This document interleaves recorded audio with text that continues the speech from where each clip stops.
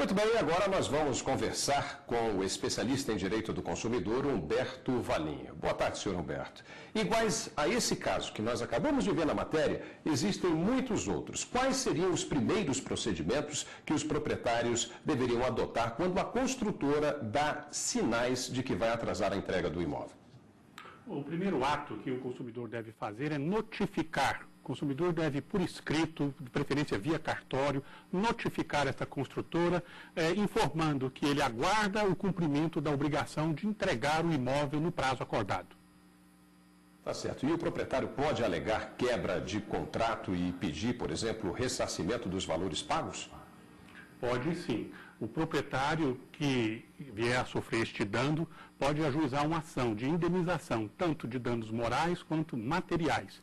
Os danos materiais seriam, inclusive, a rescisão do contrato, receber até em dobro o que pagou a título de sinal de negócio. Importante que o dano moral também pode existir no caso concreto.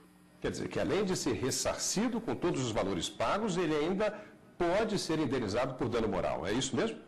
Perfeito. O dano moral, pelo simples desfazimento do contrato, ou pelo atraso, não é cabível de imediato. O caso peculiar, o caso que o consumidor sofre na alma, o transtorno, às vezes um casamento adiado, às vezes ter que morar com a sogra, enfim, qualquer dano à personalidade vai sim, pela justiça, ser reconhecido um dano moral pelo atraso na entrega do apartamento ou do imóvel. Tá certo. Nós temos algumas perguntas que foram gravadas com os nossos telespectadores na rua. Vamos à primeira delas. Bom dia, meu nome é Tereza, sou aposentada. Eu gostaria de saber se existe algum prazo previsto por lei para o atraso de entrega de imóvel. Aí, uma boa pergunta também, né?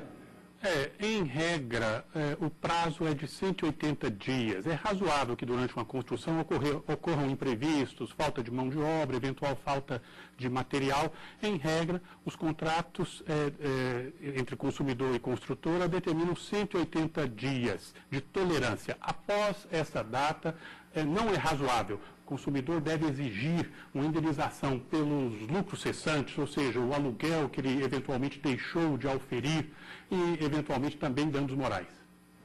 Temos mais uma pergunta de nossos telespectadores. Vamos ouvi-la, por favor.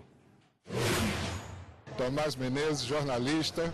Existe alguma forma de me garantir contra o atraso na entrega do imóvel? E então, doutor? Esta garantia não existe. O que nós recomendamos é que o consumidor acompanhe a obra, visite a obra. Aquele que compra um imóvel na planta tem que estar preparado para eventualmente sofrer um atraso e ter esse dissabor e às vezes até um dano moral com esse atraso. Toda construtora é obrigada a estipular um prazo de entrega ou isso pode ser aproximadamente? Não. A construtora deve determinar um prazo de entrega. É dever do fornecedor informar de maneira clara qual a data da entrega. O que não é razoável é, após essa data, após um período de 6 meses de tolerância, o atraso persistir. Tá, e quanto tempo leva, mais ou menos, em média, num caso como esse, por exemplo, de demora e o cliente entra na justiça contra a construtora, quanto tempo é o desenrolar desse processo, doutor? Já para finalizar, ou seja, para o cliente já ter o dinheiro na mão, o ressarcimento já finalizado? Depende de cada caso.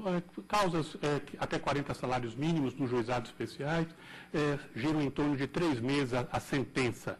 É bom ressaltar que essas ações podem gerar indenizações pelos danos morais, desde que robustamente comprovados pelos clientes. Quer dizer que não existe nenhum outro caminho para ser mais rápido, não, né? Quer dizer, tem que ser por esse caminho mesmo, né? Infelizmente, as construtoras, talvez por ganância, falta de preparo, lançam imóveis que certamente não vão conseguir cumprir os prazos. Face a esse atraso generalizado, não resta outro caminho ao consumidor fazer valer os seus direitos e buscar, eventualmente, até a rescisão desse contrato.